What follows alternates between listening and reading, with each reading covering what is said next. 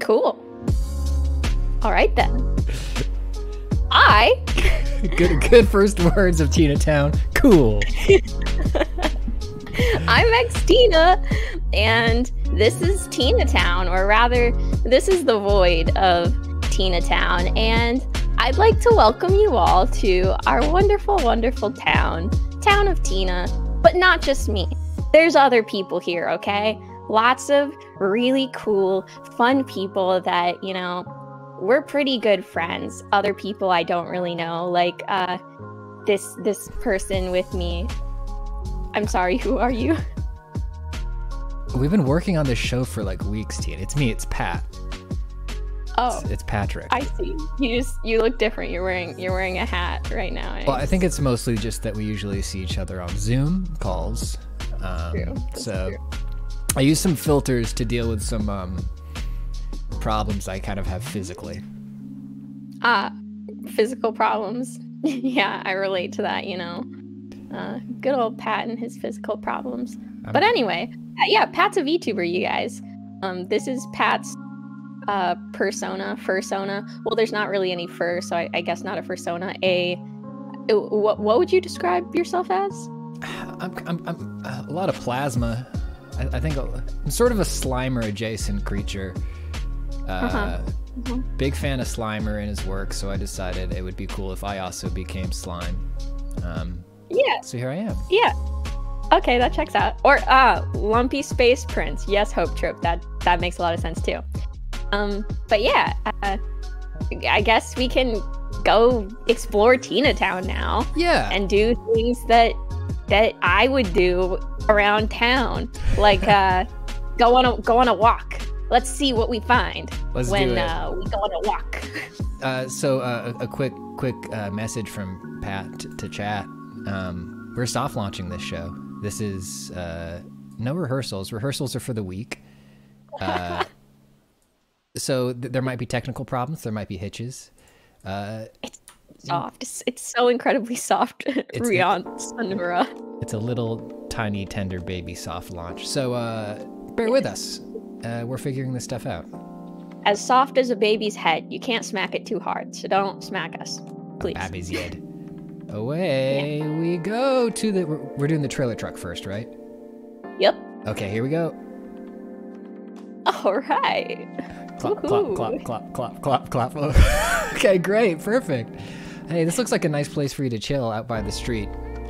Yeah, this is my favorite place, you guys, actually. One of my favorite things to do in Tina Town is stand on the side of the road right by this convenient truck sign that's right behind me. Whoa, look out, here I come! I'm driving the trailer truck again! Yeah! Beep, beep. Slow down! The speed limit 25 miles. Jeez. What's up, Tina? Hey, what's up? How's it going? Long time no see. Yeah, it's been a minute. I'm chilling. I got a hot new load of trailers here for us to take a look at. Oh, great. Well, let's unload some of them. Yeah, let's unload some of them trailers from the trailer truck. Cool. For the chat room, I'm an Etruscan shrew, not a rat. And it's actually very problematic that you all started calling me a rat right away. Yeah. So I'd love get based, chat. Get based, please. Love some apologies in the chat. I'm an Etruscan shrew called Terry. Yeah. I have a name. I'm Terry. Terry. Tina, tell us about this first trailer. Yeah, so there's this really cool game. I don't know if you guys have heard of it. It's a little bit underground called Pokemon, or Pokemon for people who like to pronounce things correctly. And they're coming out with Scarlet and Violet, and they released this whole kermufflin of gameplay footage that I was like, oh my god, they released this much game footage, so we're gonna treat you guys to some of it and explore it. Particularly, I would like to jump to the 1 minute section. 1 minute mark, yeah, that's where the good shit happens. Gameplay of fighting, specifically, yes. Right here we see this little duck being pulverized by a pig, which is actually quite tragic. The duck is so small. But then something amazing happens. You see, the duck terastallizes. And I think this is beautiful because this is a wonderful merchandising opportunity for Game Freak / Nintendo. Like, imagine the cute little cell phone charms and stuff they can make with like terastallized Pokemon. So what is terastallization? So terastallization in the game, for those of you who haven't looked into it, is basically like, you know how like in a new Pokemon game, sometimes they like to introduce a new mechanic just to like mix things up a bit. So that is the mechanic in the game. That's what it's called, terastallizing. And it'll happen with wild Pokemon sometimes, as you see, or with like your own Pokemon. I don't know exactly how to initiate it or how you like initiate a terastallizing, but it'll like increase their powers, particularly for a certain type, I think, and like add a type. Like for this Jigglypuff, it added water when they terastallized. Yeah, shinies weren't shiny enough, so they just had to up it a bit more. You know, people love shiny things. I've been a big fan of stones since I was a kid. These are some of my stones that I got at the beach the other day. They're not shiny. They're quite regular stones, but either way, smooth, shiny things, I think that's a natural human instinct. Tina, So I'm it gonna makes a lot. I'm gonna have to back up and delete that segment of the stream where you just admitted to stone theft. You just did that live on stream. No, please. You just ratted I'm yourself. just borrowing them. This looks borrowing. cool though. Like, yeah, this reminds me of that thing in that other Pokemon game where they'd get like really huge for a second. Yeah, the Gigantamax. I don't even remember what it's called anymore, but that cool mechanic. The 335, if we're not already at. We're coming up on it. I'm gonna jump ahead a little bit. Yeah. So then what they're about to show us is this cool. She ratted herself out, which would be ironic if Pat was a rat, but he is not. That's right. I'm not. Thank you for acknowledging that. It is not ironic. So here we're coming up on the base of like this opposing antagonistic school thing, which I think looks kind of cool. And there's this interesting way to fight here where it's like it looks like a quick play version of fighting, but I'm not sure if they have used it in previous Pokemon games, maybe like not main title games, but maybe like side ones, where you just like you poop out your Pokemon onto the ground and then they just start fighting rather than like going into the actual battle sequence. They just go and you click R, I guess. I don't know, but that's, I guess, how this area is gonna work. That's cool. It's like a Pokemon auto battler. Yeah, and then this is really what I wanted to show you guys. The baddie.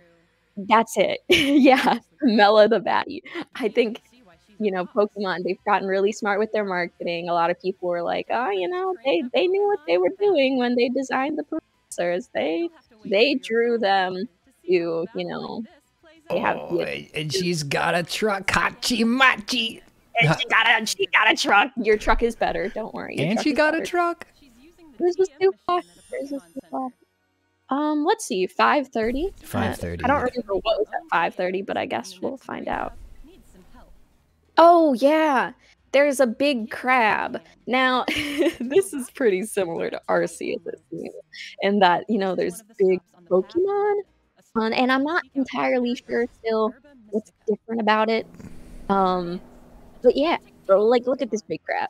I don't know, looks kind of cool. Yeah, so here's this giant enemy crab. That's the TLDR. You don't need to know anything else. If you do need to know anything else, then you'll find out when you get the game. I'll find out when I get the game. Polygon Nuzlocke, perhaps. I've proposed it. Maybe it'll happen. We'll see. And then last, but not least, I don't know, maybe least. We'll see. 9:55. 9:55. Here we go.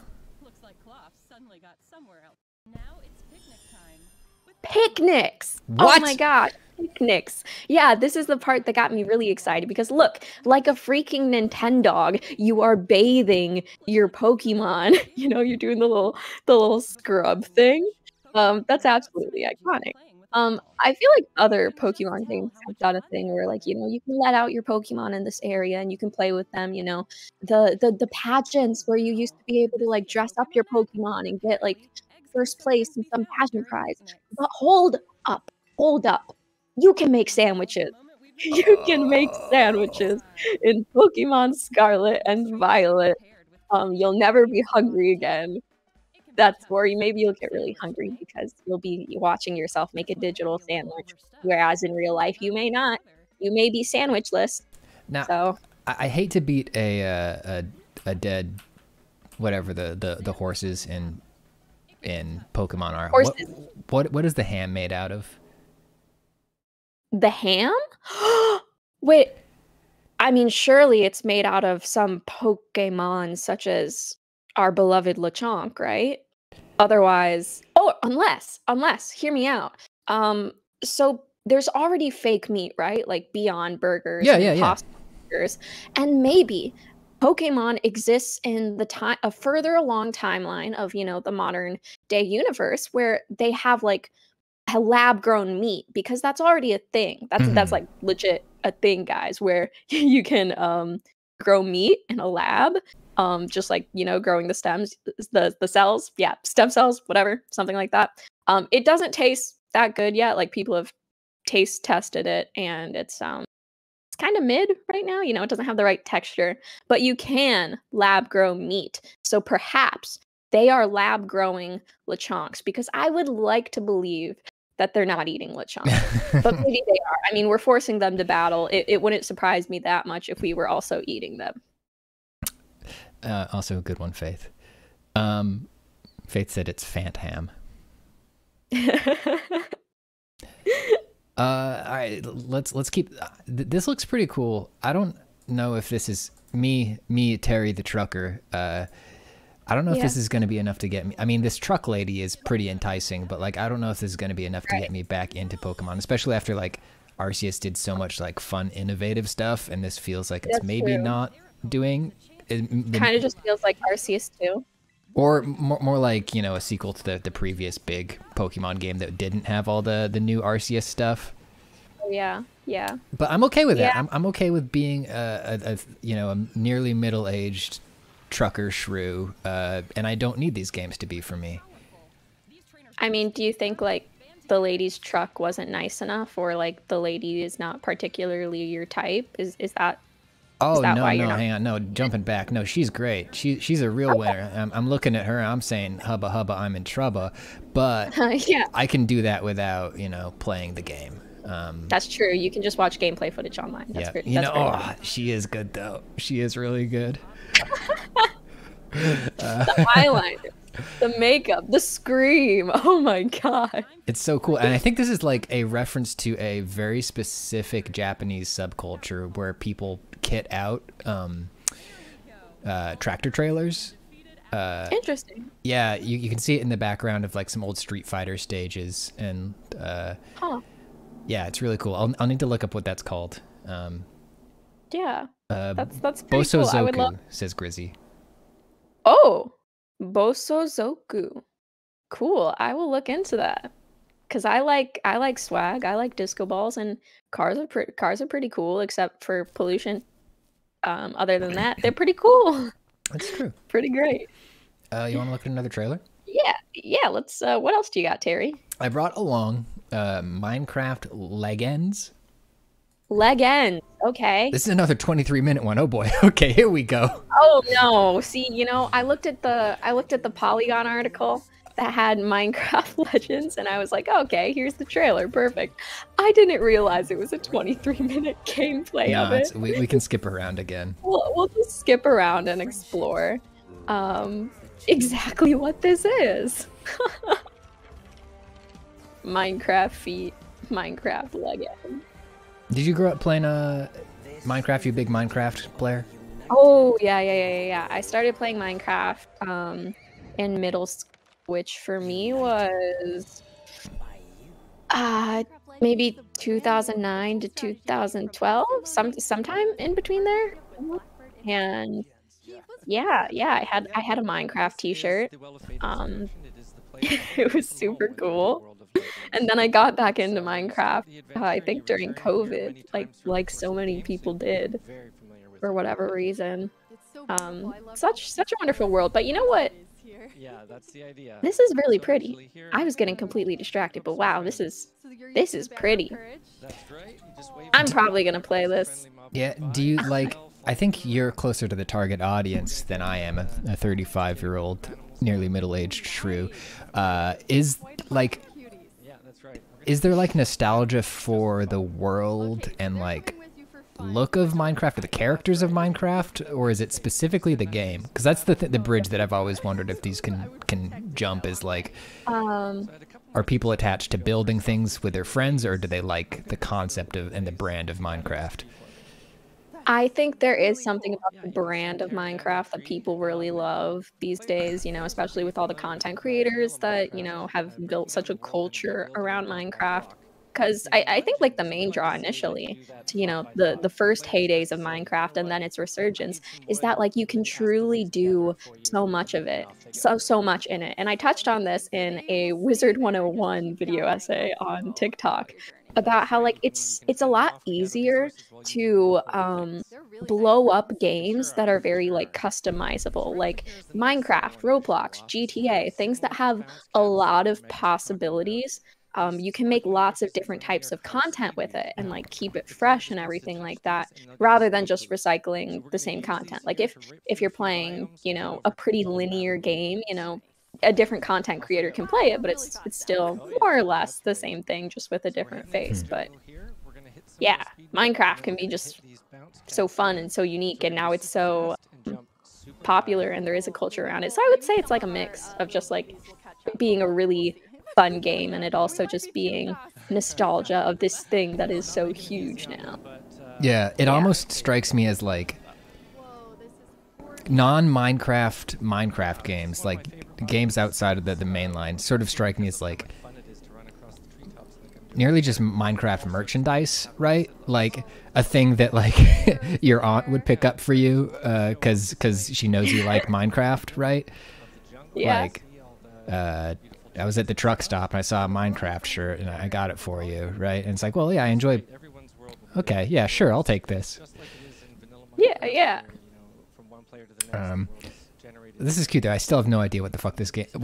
Yeah, we can cuss on here. I'm a cartoon shrew, but I can cuss. I still don't know what the fuck this game is. Yeah, Tina Town, we're pro cussing. Let's say it all together. Let's get an F in chat. 1, 2, 3. Onbez, thank you for that sub. see what's inside? There We go. are real rebels out here. Thank you, Elise. That's Yep. Yeah, so as you're exploring the Alrighty. world, Although we there's have chests around more or the less world. learned nothing about Yeah, Minecraft, very and little. let's go on to Bayonetta 3. Let's pop it up. And we're going to be talking a little more about Bayo later. Yeah, that also that's true. Furkung, Terry is not quite a VTuber. Terry is more so a PNG tuber. I don't know if you have a delineation between the two. It could depend on, you know, how you categorize VTubers, but What do you? PNG tuber. I'm a shrew. What do you?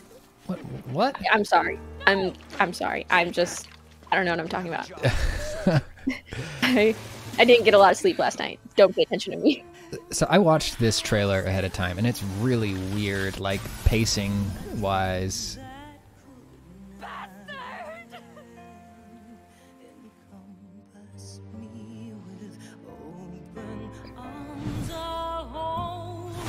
an angel or a demon, but not quite human either.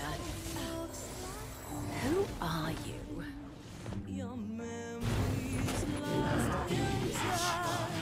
It's weird to hear the voice acting after the whole Yeah. Bayonetta 3 voice acting thing news that came up, but we'll get into that later. Kitty, why don't you look after him? I have to say, I love the outfits. Now that You the know, I fashion think- is still good. Yeah, I think we just finished Video Game Fashion Week, but some of these outfits, I would wear it. I would, like, if I ever got invited to some fancy event, like what do we dress up at the Met Gala, I would wear Bayonetta's outfit. That would be a flex. They should have the Met Gala for gamers. Truly.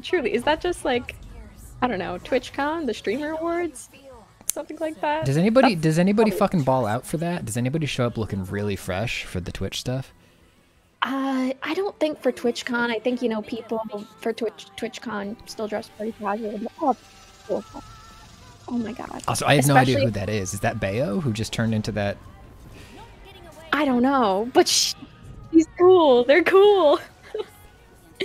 And oh yeah, that's awesome.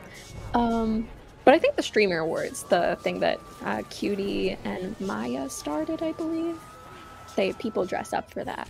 Okay. Yeah. Have you played a Bayo game before? I've played all the Bayo games, yeah. Oh wow. Okay. Yeah, they're great. Sorry, let me jump that up to a level of quality. Yeah, they're super fun. I replayed 1 and 2 a couple months ago in my truck, while driving my truck. Yeah, safely though. I have this is a self-driving truck. Oh, that's great. So you can watch videos while you, yeah. That's right. I haven't told anybody because then they'd fire me because they'd be like, "Well, what are we paying you for if the truck is driving itself?" And I'd. They don't need to know. Yeah, they they don't don't need to know. This It's game okay. looks wild though. Yeah, they're really fun character action games where Oh, that outfit. the fits are so good. You hit a button and a lot of really cool stuff happens, and they can be really challenging, but they also pioneered this feature called Easy Automatic, which I think actually might have been in an old Devil May Cry game too, but it's pretty much, it just is a game where you just hold a button and it just does fucking wacky combos for you. So it's really easy, very accessible. Like if you're not a hard games person and you just want to look at all the fashion and Yeah. wackiness, it's still very accessible for that. Oh, that's great. I love that because I definitely am one who tends to struggle with, or not, I don't know, just not really enjoy the process of like learning a boss's complicated pattern and then, you know, getting all the combos right. So that's good to hear. Yeah, it's definitely, I'd say difficulty wise, it's for everybody, and it scales up really well too. For everybody. Yeah, that's why difficulty modes are great, I guess, or you know, accessibility features that can like turn on or off or lessen some difficulty features of a game specifically. Yeah. Yeah, I like them. They're fun. I like all the ones that make it so you don't have to mash buttons anymore. Those are nice. Hey, I got one more video, and it's a little sus. Sus? What do you mean by sus? What Wait, so this is official Among Us VR, I guess. Yep. Yep. Yep. Yep. Yep. Yep. Yep. Yep. Yeah. I don't. It's crazy. It's crazy how much of a smash hit Among Us is. Have you guys seen The Mole on Netflix? Because basically they just took Among Us and made it a reality show. That's what they did. Among Us VR, I don't have a VR headset, but I've wanted one for a while, and I would love to play Among Us in VR. You know, you turn a corner, all of a sudden someone's there, and then it cuts to a screen of you getting decapitated. I think that's great. Sketchy Botanist wants us to play this on the next charity stream, and I think that's a very good idea. Venting. Oh, that would be fun. That would be fun. It seems like they did tone down the gore a little bit. Also, that neck snap animation a while ago was so ineffectual and funny. Wait, neck snap? Yeah, this coming up. Oh. Or, no, maybe a little after this. Oh, when like, yeah, it cuts to the... Yeah, I kind of wish they let your neck snap, like, while still in that, like, first person or whatever, rather than cutting... You can feel the kill. Yeah, like, why did they cut to a screen? That breaks the immersion. Why did they do that? Wow. I'm glad that hidden role games have had their sort of day in the light. Oh yeah, those animations look a bit weird. That spin kick was funny though. Yeah. Oh, the hands, the freaking hands. Oy. Honestly, yeah, I think this will... Yeah, go ahead. Oh, this will be a really fun resurgence of Among Us. Probably not too crazy, because, you know, it's just VR, but it's also VR. Nah, it looks good. Yeah. The little dudes toddling around are so charming. That's really, that kind of summarizes the game. Plus, like, half of a body with a bone sticking out, but it's not too gory, so it's still kind of cute. Yeah, right, for sure. Yeah. Sketchy says it would be cool if they did a Thing 1982 version of it, and I've also been thinking that, like, because of Among Us, it would be such a great time for some sort of Thing revival. I'm a middle-aged trucker shrew. Have you seen the Thing from 1982? No. No, I haven't, Terry. God. Oh my God, Dina. Oh my God. Look, listen, Terry. I don't have a self-driving car. I don't have time to watch everything during work times like you do, okay? That's fair. I've been around for longer. It's okay. That's all the trailers. I'm gonna rev up the engine and get on out here. It's been good chatting with you, Tina. Yeah, it was nice seeing you. I'll see you later. Yep. Drive safe. Yeah, here I go. Ooh, just kidding. I'm going backwards. Yeah. What are you doing? You're great. This guy's crazy. Terry, I love that guy. He's always a hoot and a half. Such a nice person. Always gives me rides whenever I need to, because I don't have my driver's license. I don't. That's not even a joke. I don't have my driver's license, and that's fine. Who needs a driver's license when you have Terry? But anyways, let's go see who else is around here. I think I'm getting kind of hungry, so I might want to stop by the bodega for a little snacky snack. Yeah, let's go do that. Yeah. Hey. Hey. It's me, Walt R. Bear. Hey, Walt, how's it going? How's the shop? How's the newsstand going? Good. Got a we got a big rat problem. A rat problem, really? Yep. They not like that guy Terry. That guy's a shrew. But we got rats. Yeah. We got miniature rats running around in here. They're eating all my bugs. The rats are eating all my delicious roaches. I'm sorry. I would offer to help you, but I'm a pacifist, so I really can't see myself getting involved there. But I'm sorry to hear that, Walt. I'm about to pass 4 fists to these rats. I got 4 fists because I think I got between 6 and 8 legs here, as I am a tardigrade water bear. But between 6 and 8 legs, you don't know how many legs you have? Between 6 and 8 legs. Honestly, I can't really see below my desk here. Let me check. Nope, nothing there. Okay. Okay. I'll have to work on that for the next one. I'm sure, you know, whenever you come out from behind the stand, I can count your legs for you if you want. But well, I'm shy. To know how many legs they I'm have. shy. We don't need to know that. We don't need to know that. So yeah, I just wanted to come get a snack here. But while I'm here, you got any updates for me? Any? Oh yeah, I got a lot of hot scoops. I got all kinds of hot scoops. Actually, right there on the TV, right above you. Yeah. We got some exciting news from Polygon.com website. Oh, I love that site. Yeah, full of great writers, good reporters, hot scoops, fresh takes all day long. And this one is from our friend Cass Marshall, and it's about Magic the Gathering.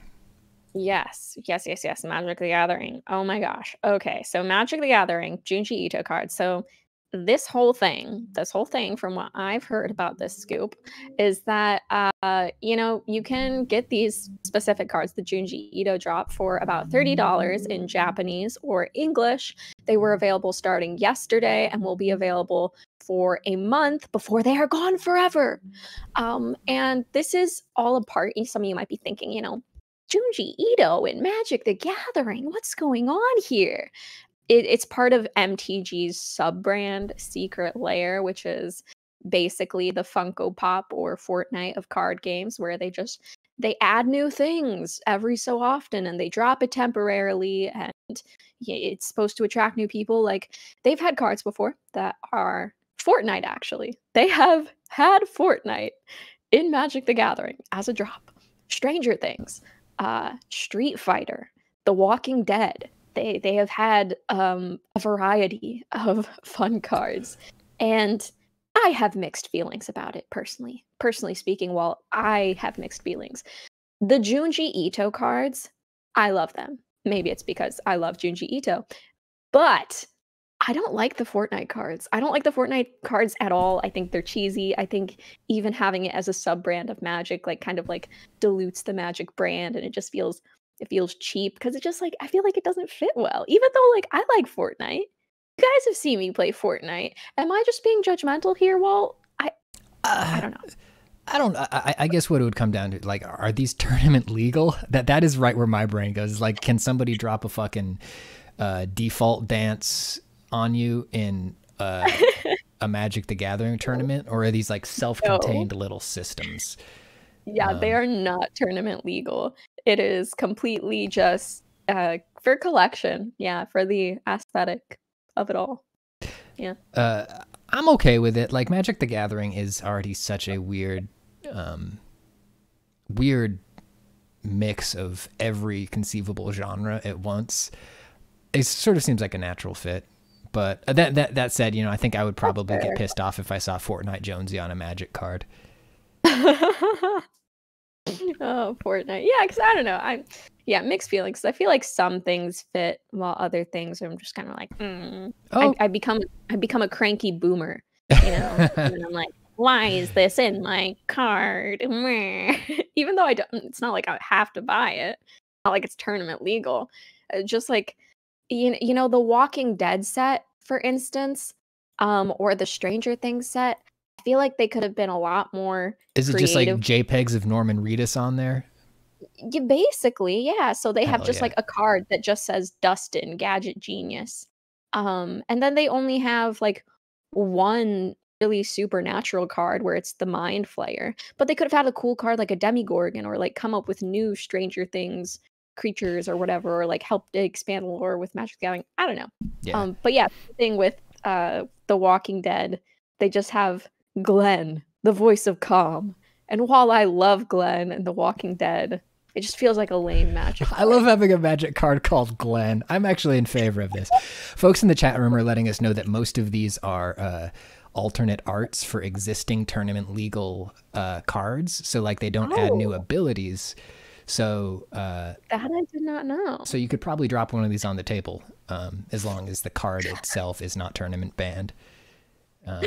Glenn, the voice of calm, coming into a tournament near you. You just got Glenned. You just got Glenned. Faith says that Secret Lair is really opening up the art styles for cards, which I think is pretty cool. That is pretty cool. I think like there is definitely, I like seeing the expansion of Magic the Gathering, like the Cyberpunk, I forget exactly what it was called, set of cards that Magic the Gathering dropped. I forget, earlier this year, earlier in 2022. Some people didn't like it. They didn't like the mix of sci-fi with high fantasy or whatever. But I thought, as a Cyberpunk fan, I thought it fit. I thought it looked really cool.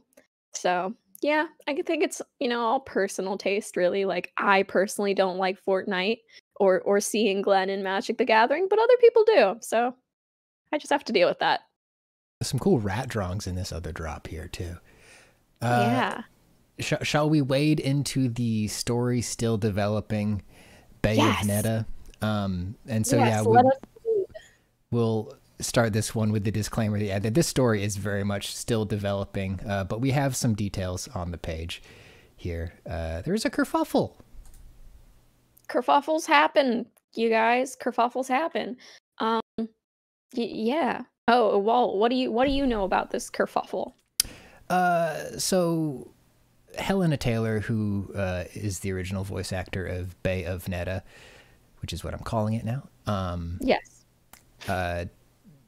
Went out and she released a post saying that she was offered $4,000 for the role, which is an insultingly low rate for the value, that the main character brings to a game. And that she had been replaced by Commander Shepard herself, Jennifer Hale.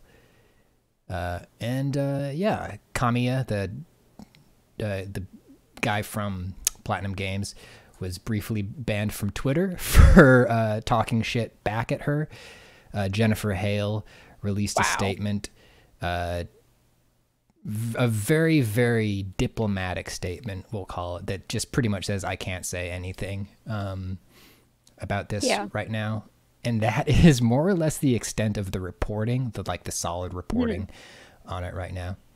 Here's some interesting stuff, though, about day rates, right? Because there is, when it happened, a lot of people, start doing mental math, napkin math, trying to figure out how these numbers work. So here's some actual information. This is by Nicole Carpenter, by the way. Nicole Carpenter reported this for our site. And she says, Platinum Games' $4,000 offer is not exceptionally low for a lot of voice actors. Video game voice actors have spoken out on Twitter over the weekend about notoriously low pay, something the Screen Actors Guild of America Federation of Television and Radio, SAG-AFTRA, has previously addressed.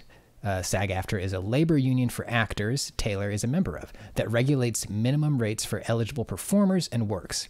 Video game voice actors must be paid $956.75 per 4-hour days, with 3 voices maximum, under current SAG-AFTRA terms. The hourly rate is $478.50 for a single voice, with $319 added for additional voices. Bonus payments are tacked on for the number of sessions it takes to record the game, a secondary compensation line that SAG-AFTRA voice actors won after an 11-month strike that started in 2016. Video game voice actors do not typically have residual or royalty payments like voice actors in other industries. This is such a huge... Hang on, apparently we are astute. Seems like there has been some news on this story as of a few hours ago. Yeah, this story will continue to be updated, which is why I couched this one with so much this is developing. But this is the really interesting thing here to me is that I think it was shocking for a lot of us on Twitter and the computer to see $4,000 for an entire game, and then to be wait, no, that's just what they pay them. That's normal, and maybe that's not good. Yeah, because it's legal what they offered her. You know, it fits SAG-AFTRA, it fits the union. It's just my 2 cents on it is that, you know, SAG-AFTRA provides the minimum, basically. And it seems like they're offering her basically the minimum, even though it is, you know, it's a really big game. And you know, maybe that pay was fine with, you know, the first Bayonetta, because, you know, it's not an established game at that point or anything like that. But now it's been proven to rake in money. But they're like, yeah, we're just gonna take all the profits for ourselves. We're not gonna treat our employees or our hires, freelance hires, well. And it's tough when hey, as a water bear, I'm an expert on this sort of thing. But it is tough to be in any industry where the feelings that if you resist or if you ask for more, your spot will so quickly be taken.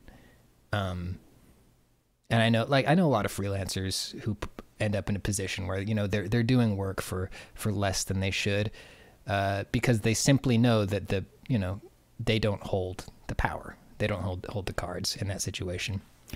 Yeah.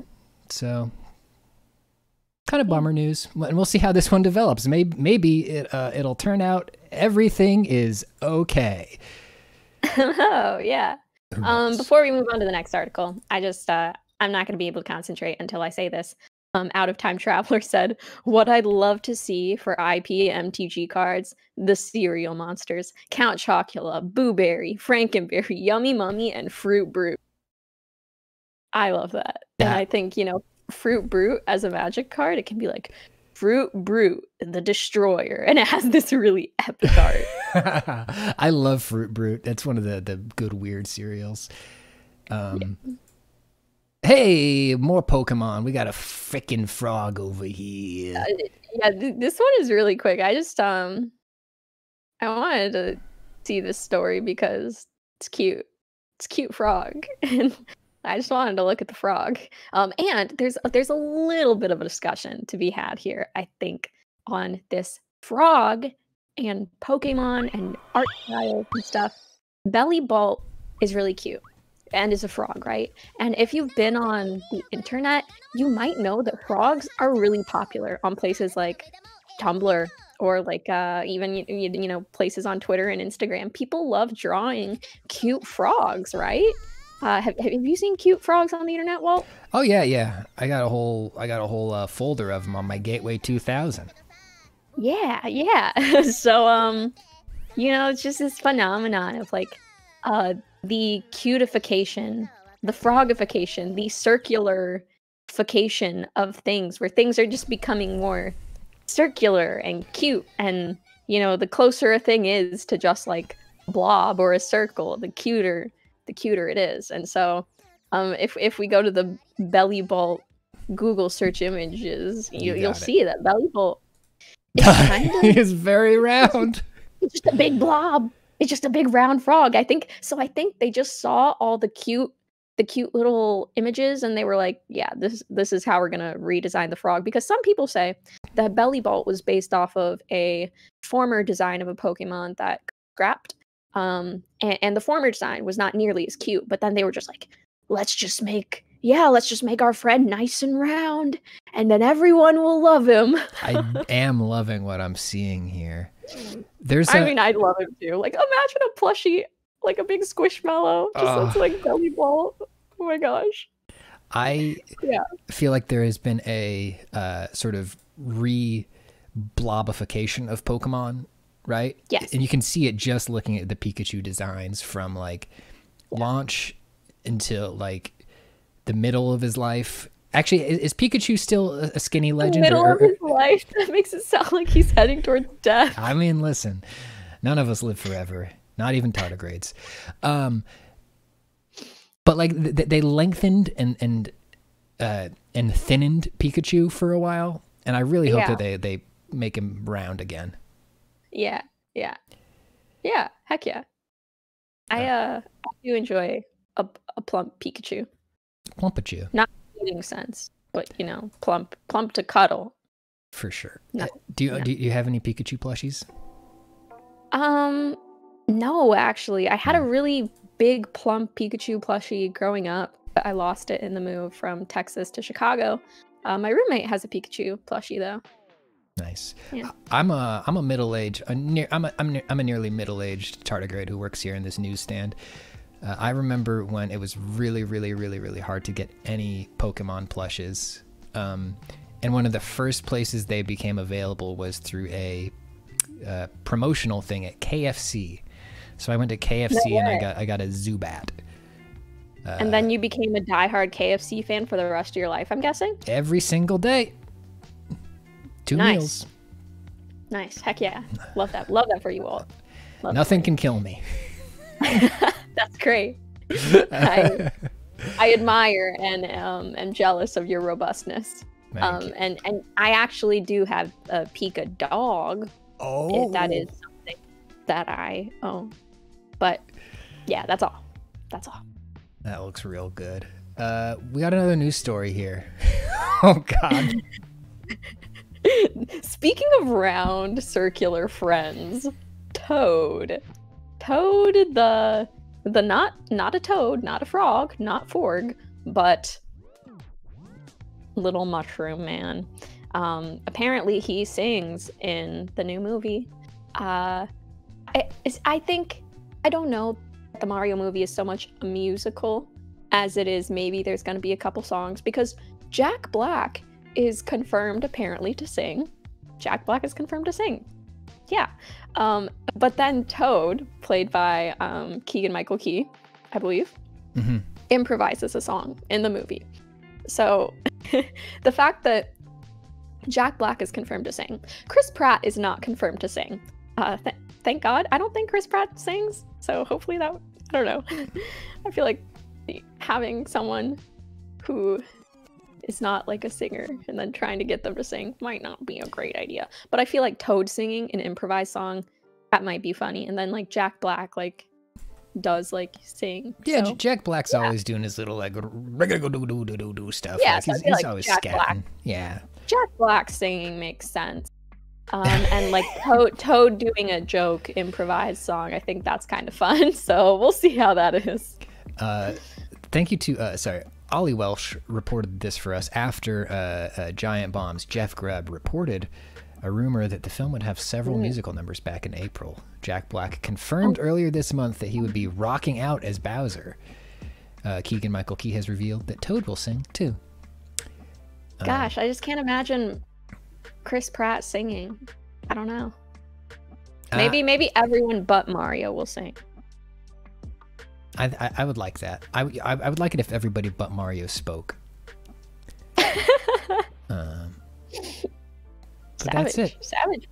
I think maybe next time we come back, we should put together a theoretical Toad song. Like here's what it's gonna sound like when Keegan-Michael Key sings his little Toad song. Yeah.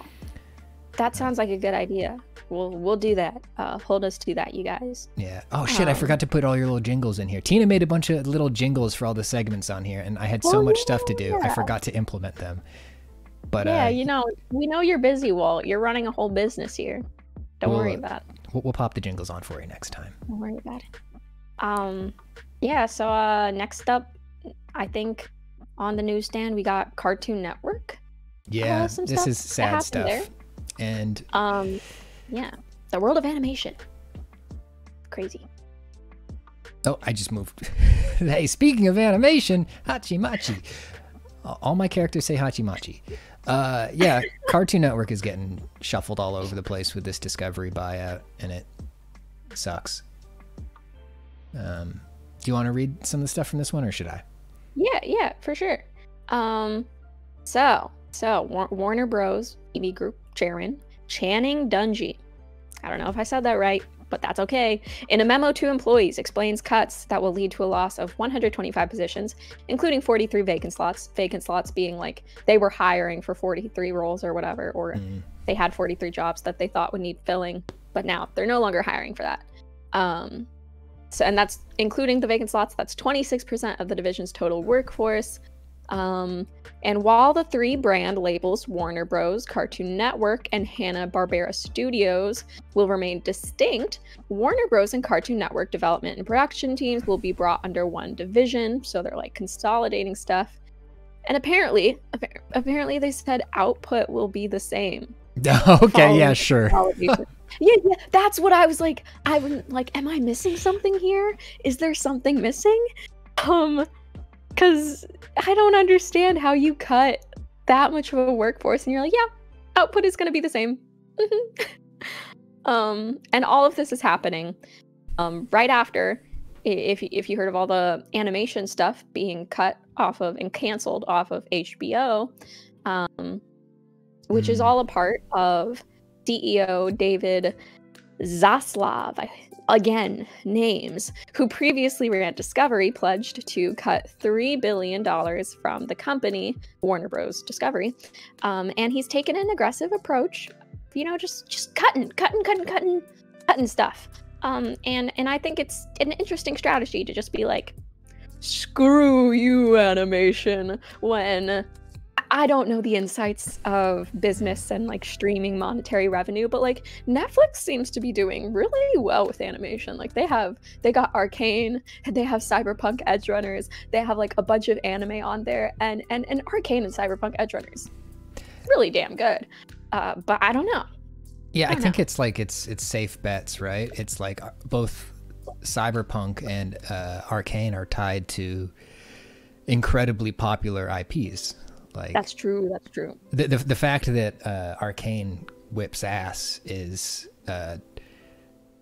you know, incidental to the fact that, you know, it's like they could have just done a bad. The fact that it's good is like, oh, cool, but like it was gonna happen either way, right? That they were gonna do a show for the most popular media property in the world.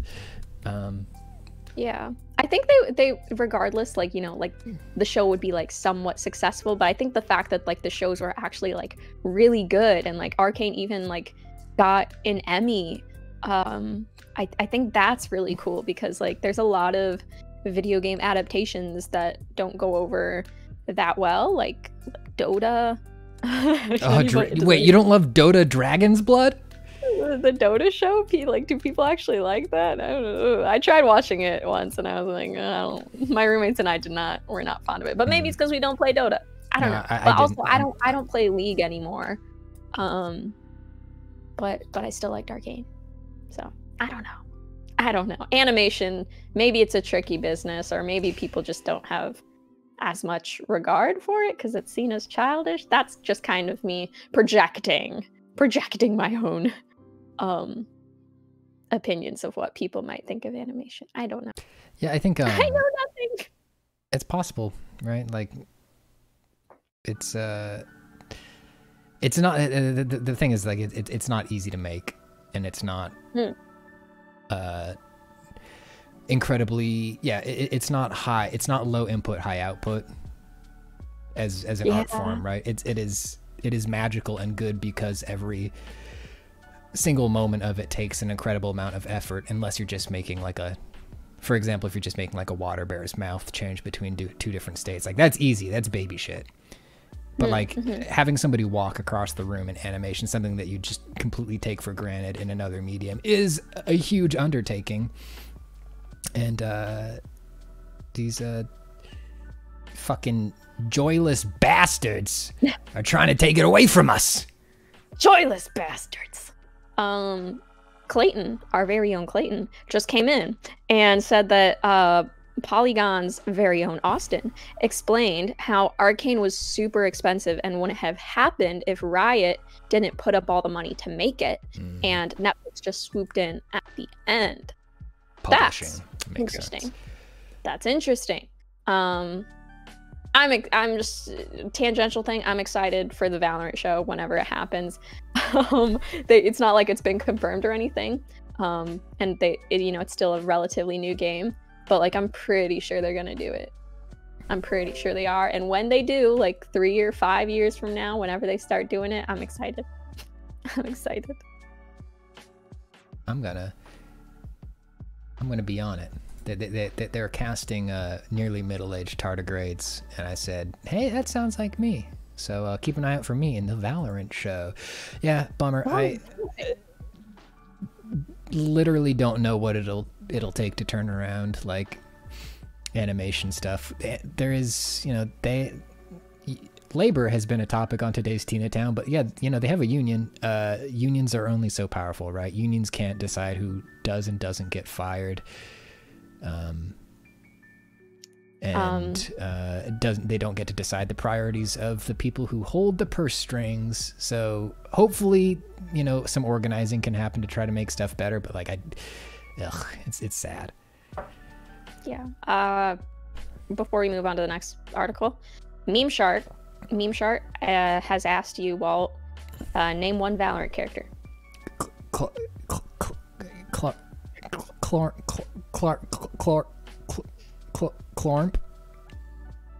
Close. Very, very close. Clarp is very close to, let's see, is there any agent that starts with a K like that? Or a C? Clorp. I can't think of an agent's name that's even close to that. I was trying to be like, oh yeah, but who's your favorite? I don't even know.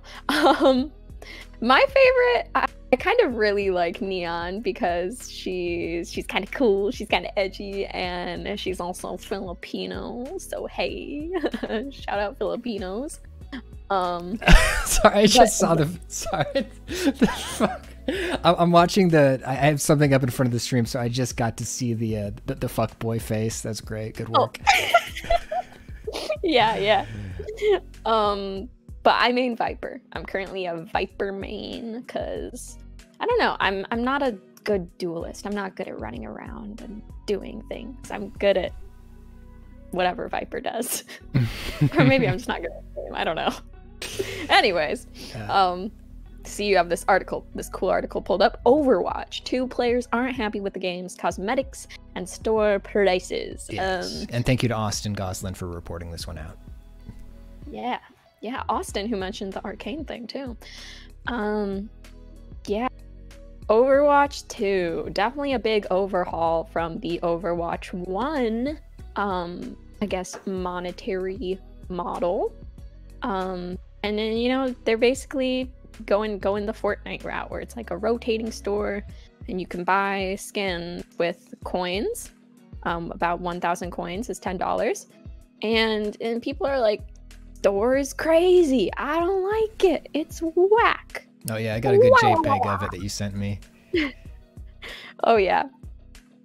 Am I honestly meant to believe this bundle is worth 7,600 points, $76 without their generous discount? This is shameful. Let me grab that. Yeah. How could a skin be worth $76? I mean, I guess that is the amount that some people would maybe spend on loot boxes to get an exclusive skin. But if it really is that valuable, like we're supposed to be that rare, like giving it 85% off, then it automatically becomes not that rare anymore. Weird strategy. That's a lot of bucks. That's a lot of digital bucks, but you see me here talking shit, but I don't care how much Ash Evil Dead costs for Fortnite. I am buying him. He's coming. Yeah, I think people are, maybe some people don't like it just because they're not used to Overwatch having skins, and because it used to be easier, apparently. I say apparently because I actually haven't played Overwatch, although I do want to try the Overwatch 2. That it used to be easier to get skins, even for free in Overwatch 1, where, like, you know, through playing games, lots of games, you could unlock certain skins. Whereas, like, in Overwatch 2, it's exponentially harder to unlock skins by just playing games. So that's a frustrating thing. Yeah. It was Overwatch 1 was gambling. it was loot boxes, right? It was loot box gambling. Okay. And also, that's a good note from Sam Flame in chat says, "Is that Bastion who you can't play right now?" Yeah, Bastion has been temporarily removed from the game. Imagine you bought, like, even before the discount, you buy a $76 skin for Bastion, and then they're like, sorry. Get the fuck out of here. Oh, that's also sad. Izzydex says, "No meme. I actually couldn't play if I wanted to because I have a prepaid smartphone." And that's the other thing. They use phone authorization for the Overwatch account, and you can't have it prepaid. Yeah. Two other things that are interesting points on this is that what did someone say? Overwatch is not a game built around showing players how cool the skin they own actually is. While other cosmetic-focused games like League, Dota 2, or Fortnite are third-person, Overwatch's 2's first-person gameplay is fundamentally in opposition with the whole idea of showing off your flashy skin. Other players can enjoy it, and it might even make them want to buy it, but what does the player who already spent that money get out of that? Just the knowledge that other people are like, wow, that's a cool skin, and looking at you like that? And one way around that is, you know, what Valorant has done is they have, you know, done gun skins. You don't have any skins for the agents, you just have gun skins, so that way, you know, you can see your gun. And that's about it. So I guess some people, I saw a comment on this article that said, oh, they should make, or maybe it was on the Twitter post that said that they should make the skins for the outfit and the weapon different and swappable, customizable, like cut that in half for Overwatch. Oh, so interesting. it's like you can buy a weapon skin, and I feel like the difference in to their credit, I feel like they did an okay job in the first Overwatch, like making the weapons look different from first person. So like it was kind of fun to like change your kit and see that like you also had like a super redesigned shotgun. I'm gonna sneeze. Bless you, Walt. Thank you. IMFBC says Valorant keeping character skins the same also makes it easier to discern the characters by color design when shooting. That's true. That's very true. Very important to know what they're about to do to you.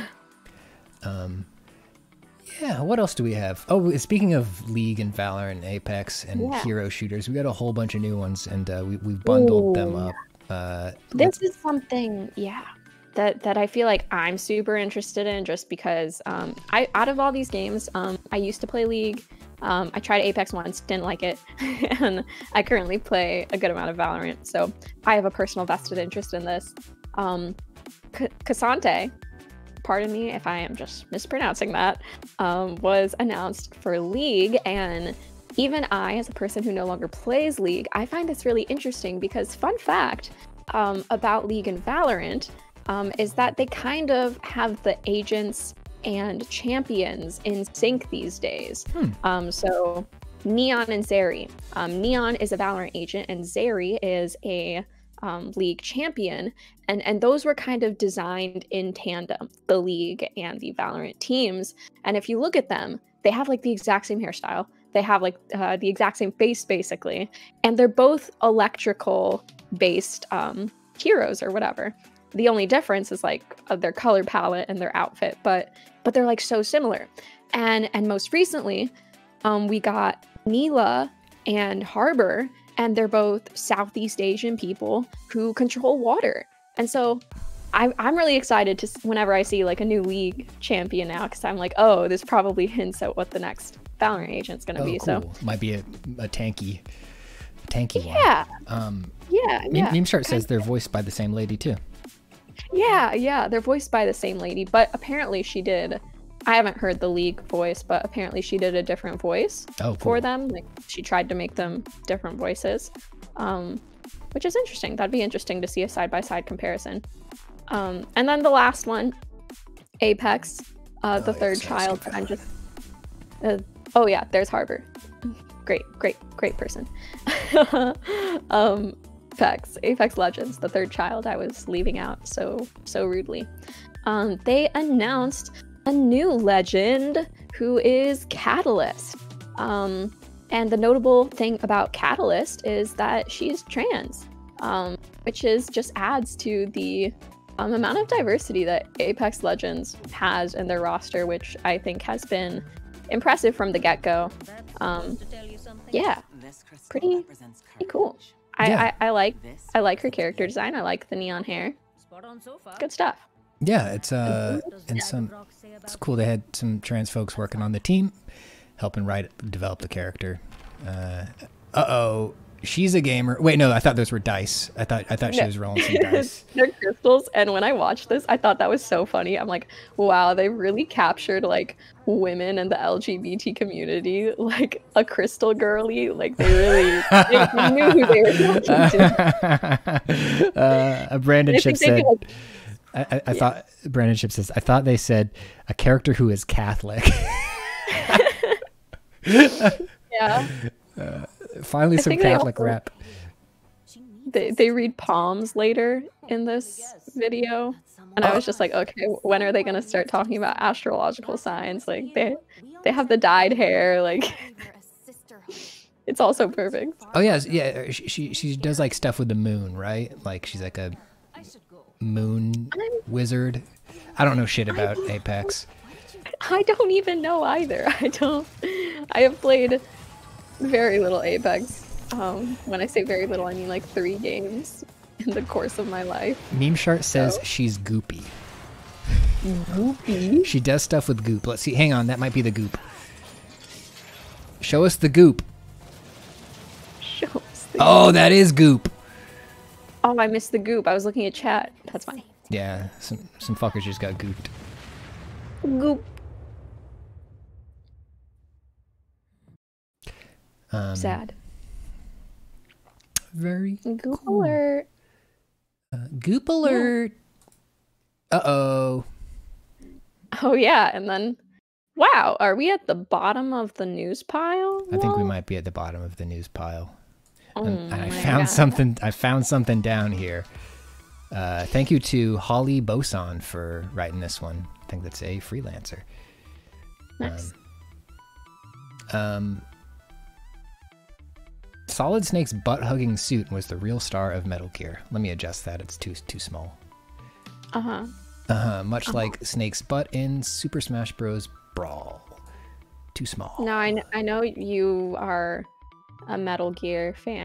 While you've Metal Gear before, do you think like Solid Snake's butt was ever like a draw to the game, or do you think like it enhanced the experience?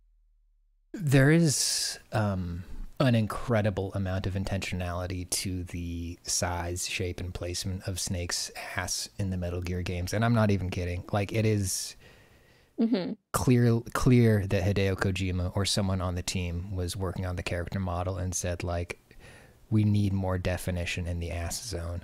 I actually have a quote that might be helpful for that. So someone on the team, Yoji Shinkawa. Oh yes, the incredible Yoji Shinkawa.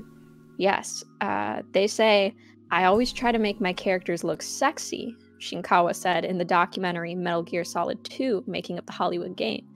Snake is sexy as a man of experience.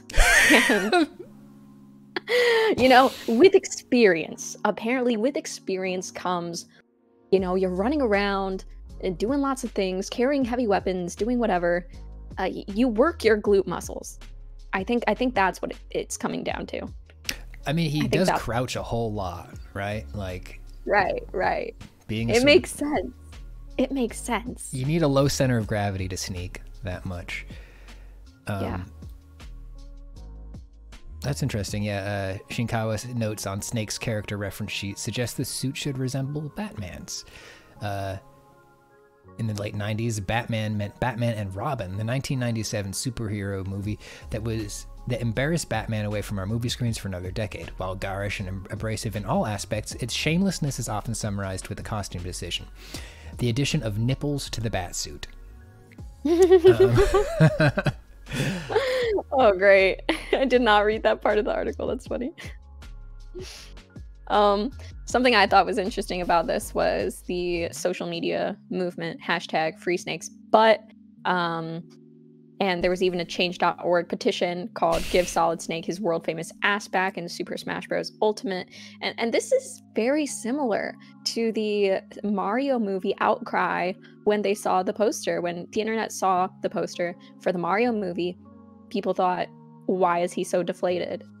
So clearly people do care about asses. They care about them cakes. Yeah. It's, oh my god, sorry, this clip from Double Impact.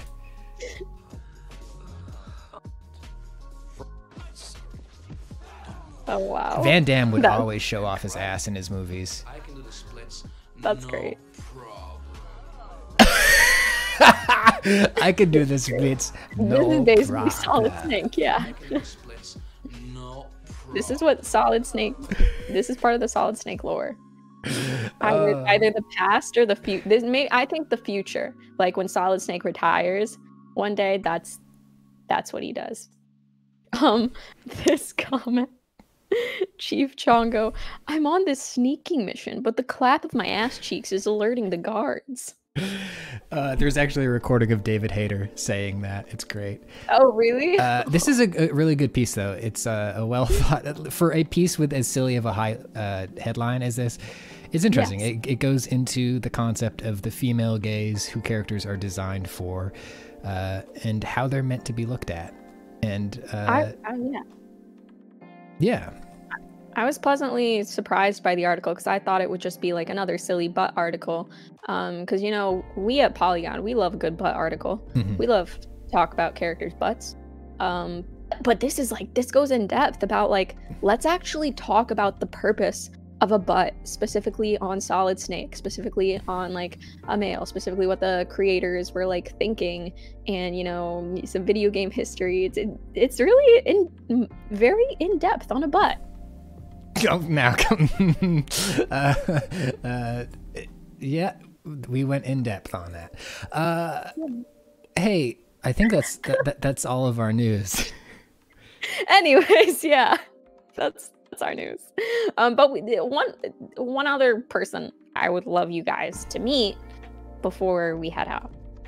Yeah. Yeah. But well, it was good seeing you. Yeah, it was great I'll to see you definitely again, be back. I'll be back next Tuesday, probably. That's usually when I get hungry. Yeah. Tuesday at 3 p.m. Eastern Standard Time. Yeah, grab a rat on your way out. Sure, thanks. On the house? Oh, absolutely. All over the house. Can't get rid of them. You're too kind. You're too kind. Okay. See you later, Walt. Peace out. Dang, I grabbed the wrong person. Yeah, you're leaving. 1 second. Your feet are chained to the ground. There we go. Clap. No, Thanks goddamn for it. letting me go, Walt. Thank you Clap, for letting clap, me go. clap, clap, clap, clap, clap, clap. All right. I don't even know where I'm walking. Clap, clap, clap, clap, clap, clap, clap, clap, clap, clap, clap, clap, clap. Who stands before my pile of laundry? It's me, Tina. Hey, how's it going? Hey, Tina. It's me again. I mean, it's hey. a different person. I'm what's this guy called? Squishington Palo? That's right. Yeah. Yes. I believe. I'm sorry, guys. I'm really sorry. We've me and Squishington have only met like I think like once before, so I was a bit unsure for a second. But I got that right. Right? Your name is Squishington Palo? That's right. Yes. The spelling of it that Rion Sonora put in the chat is exactly correct. Okay, great, perfect. Just want to make sure I had that all good and correct. But yeah, thanks for inviting me to your little laundry heap here. Great stinky pile of clothes you got there. Yeah, no problem. I'm very proud of my stinky pile of clothes. I can see that. What did you want to talk about today? Oh, well, I don't know. I was hoping you would tell me. What do you want to talk about today? Today's topic of discussion is dogs. Dogs. Okay. Dogs. Yeah, let's talk about dogs. I love dogs. Who doesn't love dogs? I love dogs. Haha. Anyways, are there dogs? You're not convincing me. Okay. Listen. That's a fake dog. It doesn't count. So, dogs. Let's talk about dogs in Overwatch. Overwatch 2. Specifically, that's the game we're going to highlight for today and talk about the dogs. The dogs in Overwatch 2. I think the important questions to ask here: are there dogs in Overwatch? What is the frequency? Are they enjoyable? Do they live up to our dog standards? So, let's just start off by saying that Jeff Kaplan, before he left Blizzard, teased in 2021 that there would be dog content in Overwatch 2. Said, well, a dog would be cool too, actually. Orisa has a dog, Kaplan said. There is a big moment coming up. I'm not going to spoil it now, but there is a dog that people will fall in love with coming up. And apparently, yeah, he hinted about a dog in Overwatch 2. And we have received Kiriko and her Kitsune companion. And here's where things get a little bit dicey. So Kitsune is a fox, and a fox, you know, contrary to what I first thought, is not a cat, despite the pointy ears. A fox is a canine, or at least, yeah, fox is related to the canine family, not the cat family. But nevertheless, fox is not a dog. So there are no dogs in Overwatch 2. There's just a canine in Overwatch 2. And albeit that canine is like pretty prominently there. Like the fox, the kitsune, is a pretty prominent part about Kiriko. But it's also a fox spirit, I think, which makes me kind of sad because it makes me think about dead dogs. So if I had to rate it, if I had to rate the presence of dogs in Overwatch, looking at it through a critical dog lens, I think like a 1 out of 5, 2 out of 5. 1 out of 5. Wow, that's pretty harsh. Well, it's because there's not even any dogs. That's true. And I guess, like, would we want to see more? Like, I would get worried about the dogs there. Apparently, the Orisa dog emote is really good. Let me look that up. Okay, so if you guys vouch for it, we'll bump it up to a 2. Oh, hang on, I'm seeing this. Yeah, let me grab. Hey, that looks like a cute dog. That makes me happy. I'm gonna send you back over to my friend Terry real quick. Sure. Yeah. Hey, I'm back. Hey, Terry. Hey. Take a look at this peepee.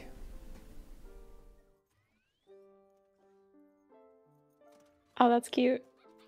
Oh my god. Oh, she does like it though. She licks the face. Oh my god.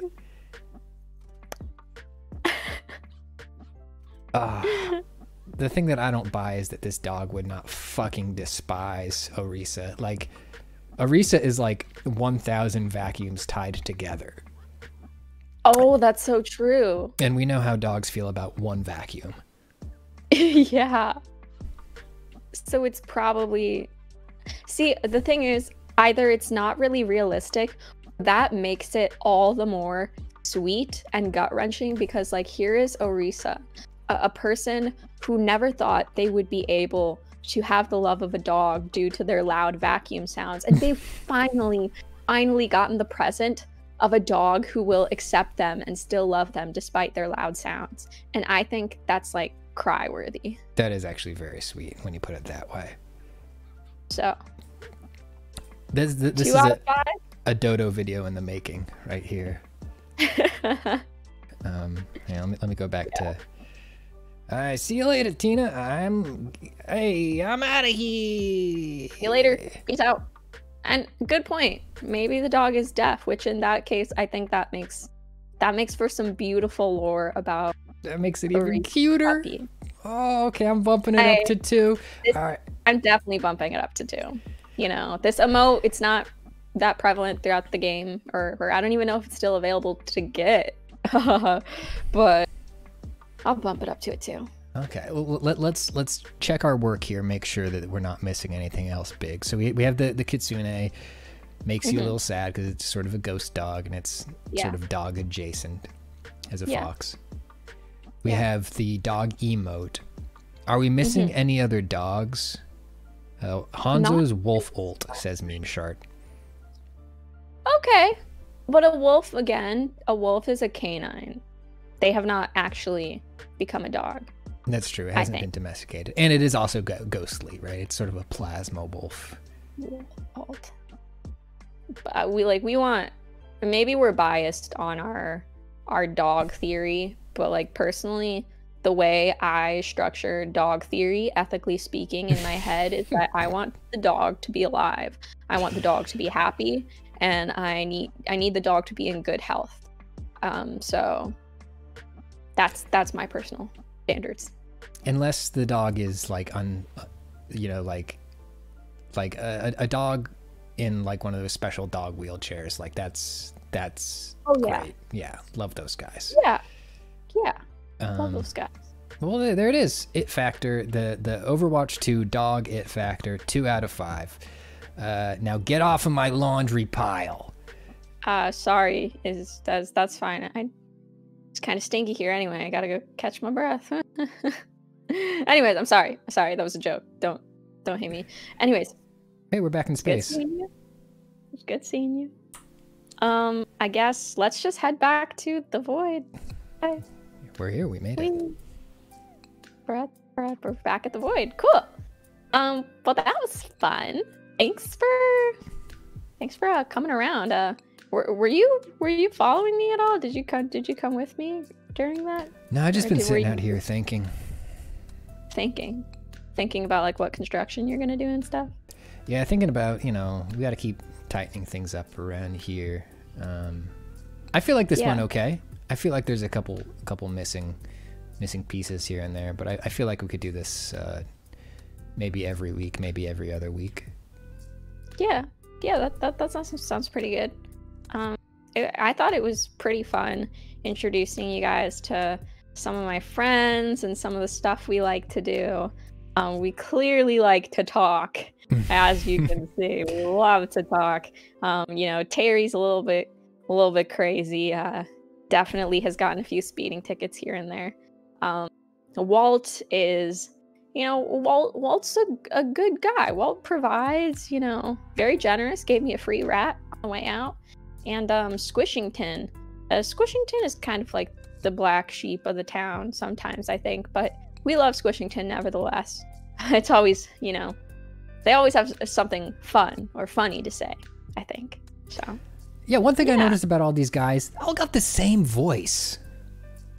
Yeah, I don't know. There must be like something in the air or the walls of Tina Town where just like the way that our sound waves bounce off the wall. Yeah. It's just like, it consolidates to the same like sound and pitch and timbre, except for my voice for some reason. Yeah. I don't know. I think that's a good justification. I think that's good. We're gonna go with that.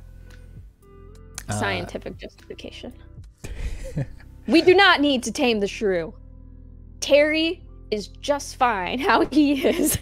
Normal Robot says asbestos can do that. Okay, yeah, that's the problem. I'm sorry, it's all the asbestos. I'm gonna try to get that out of here before we do another one of these. I love stockpiling the stuff. Like we said, things were rushed.